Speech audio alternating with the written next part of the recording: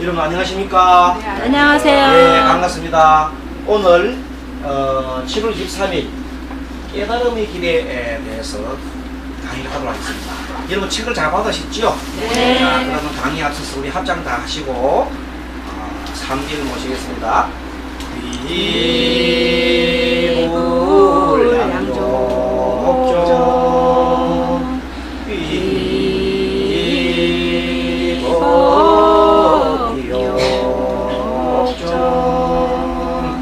비승중존.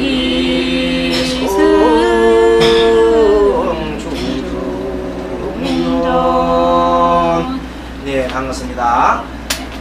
우리가 조금 전에 했던 비불양족존은 부처님께 기합니다. 양족존에 기합니다 하는 뜻입니다. 양족존이라는 것은 지난번 말씀하신 대로 양족이라는 것은 지혜와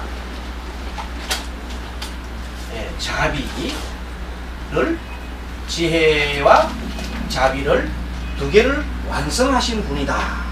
그래서 그의 거룩한 분께 기합니다 하는 뜻입니다. 자, 다시 얘기합니다. 지혜와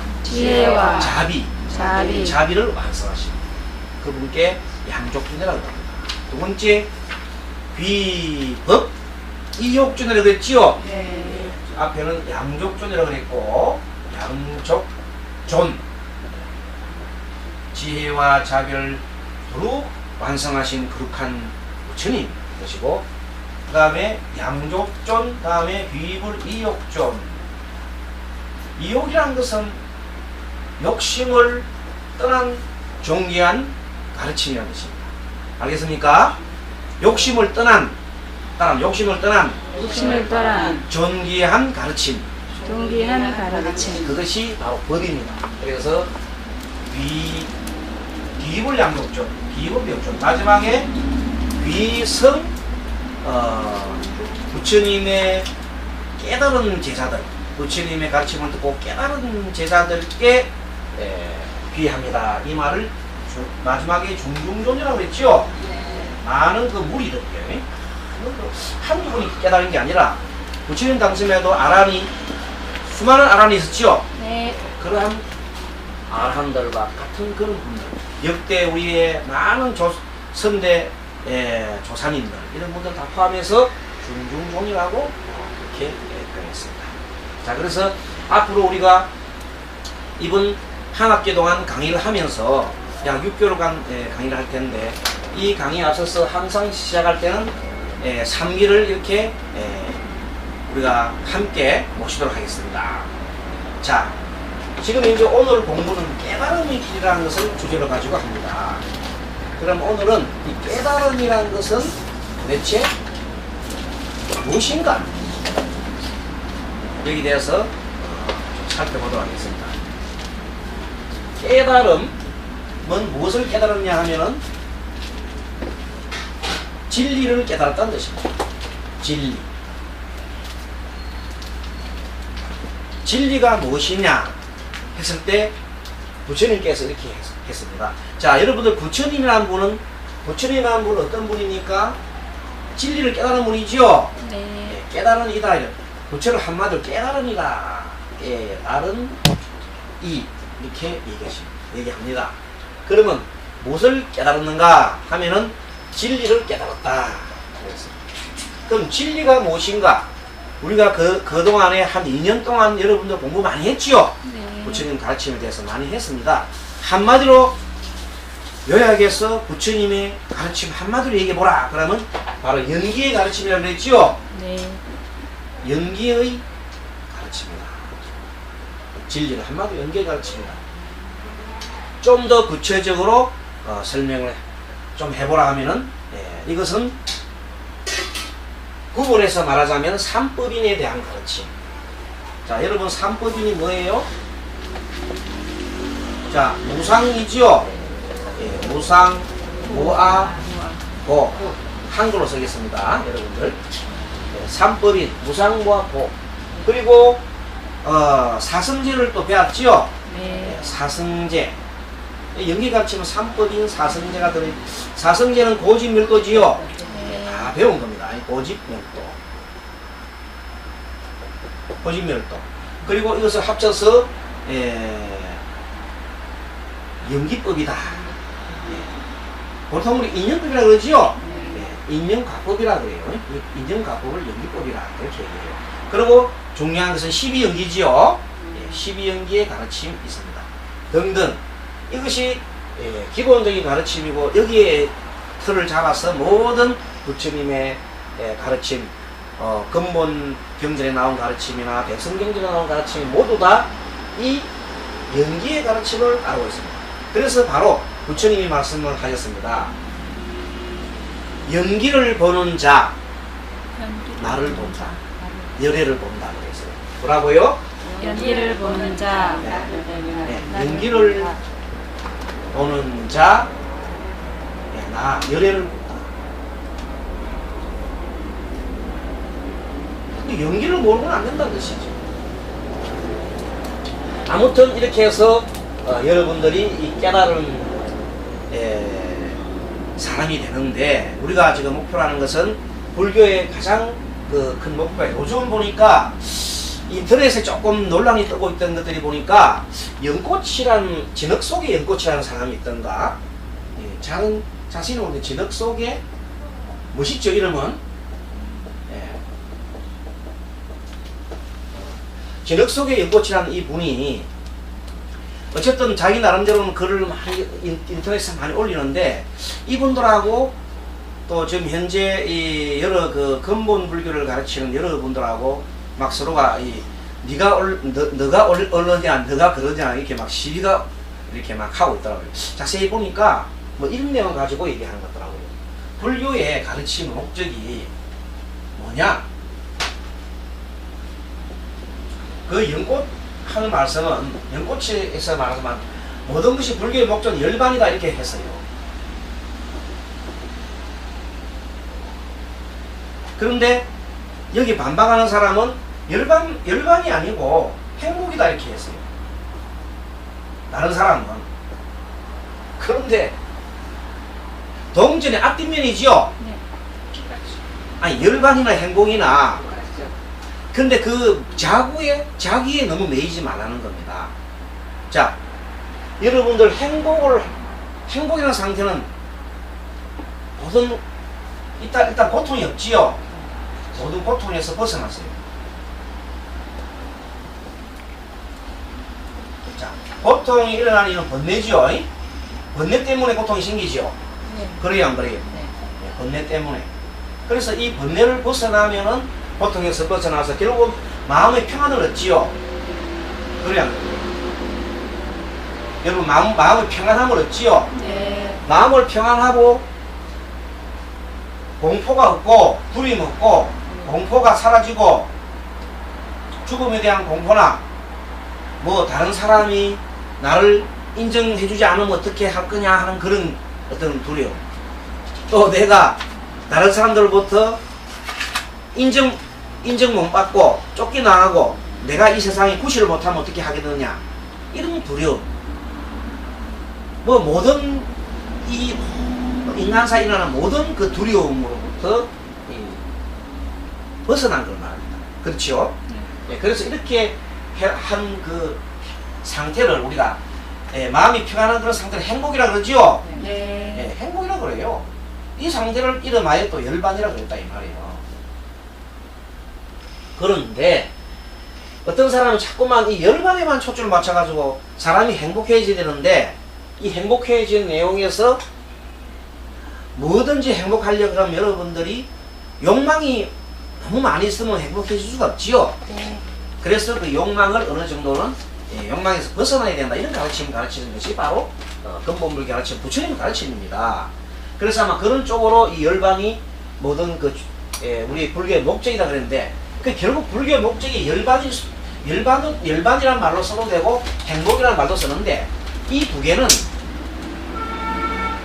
이때 말하는 행복이라 할 때, 우리 행복은 여러분들 자 보십시오. 사막에 있다가 사막에 지금 있을 때 목이 아주 말라요. 갈증이 나요. 이때 갈증이 날 때 물을 한 잔 마시잖아요. 물을 한 잔 마시면 여러분 마음이 좋겠어요? 나쁘겠어요? 좋아요. 마음이 좋잖아요. 마음이 기분 좋잖아요. 근데 그것으로서 일종의 그것도 하나의 행복이죠. 네. 행복이에요. 그것도 뭐 충족돼서 행복해요. 그런데 만약에 그 물을 계속 많이 마시면 어떻게 되겠어요? 배 터지게 안 되겠지요. 네. 그러니까 뭐든지 불교에서는 집착을 하지 말라는 겁니다. 이제 이해되시죠? 무조건 너무 많이 먹어도 안 되는 거예요. 그리고 우리가 수행을 할 때도 그 한꺼번에 수행할 거라고 밤낮 그냥 일주일 동안 잠 안 자고 밥 안 먹고 해봐요. 그럼 고통이지요. 그렇게 수행을 해서는 안 된다. 그렇게 이 어떤 사람이 그랬습니다. 여러분들 달라이 라마 분 아시죠? 네. 달라이 라마가 어떤 사람이 이제 달라이 라마 찾아갔습니다. 존자시여. 달마이 라마로 존자라고 존자시여.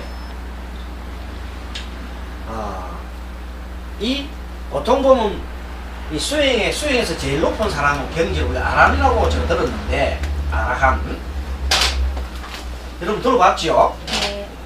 이 아라한이 있는데 아라한이 뭡니까? 이렇게 다 물어봤어요. 아라한이라고 물었어요. 아라한은 뭡니까? 물었어요. 그랬더니 이 달라이 라마께서 하시는 말씀이 그거는 공무원이 월급 타는 것 같다. 타는 것과 같다 이랬어요. 여러분 공무원이 월급 타는 건 당연한 일이죠. 예. 그렇게 당연한 일이다. 그런 경지 같다 이 말입니다. 그래 조금 더 풀어서 드리면 여러분들이 어리둥절 하실 텐데 이 월급이라는 것은 하나의 죽음이에요. 그러니까 죽음을 당연시 한다 이 말이에요. 죽음이 두려운 존재가 아니라 피할 존재가 아니라 그것도 인연 따라서 인연에 수순한다. 자, 아란이라는 것은 어떤 거냐면 어려운 게 아니라 아란은 인연에 수순하는 삶을 사는 사람. 현재에 충실하면서 항상 현재에 알아차림하고 내가 지금 어떤 상태에 있다는 알아차림을 잘 하시는 분이에요. 항상 깨달아 있어요. 깨달아 있어가지고 현재 삶에 충실한 삶을 살 수가 있습니다. 자, 그리고 아라는 어디에도 집착해요, 안 해요? 어디에도 집착하지 않습니다. 그러니까 아라는 집착에서 벗어난 사람.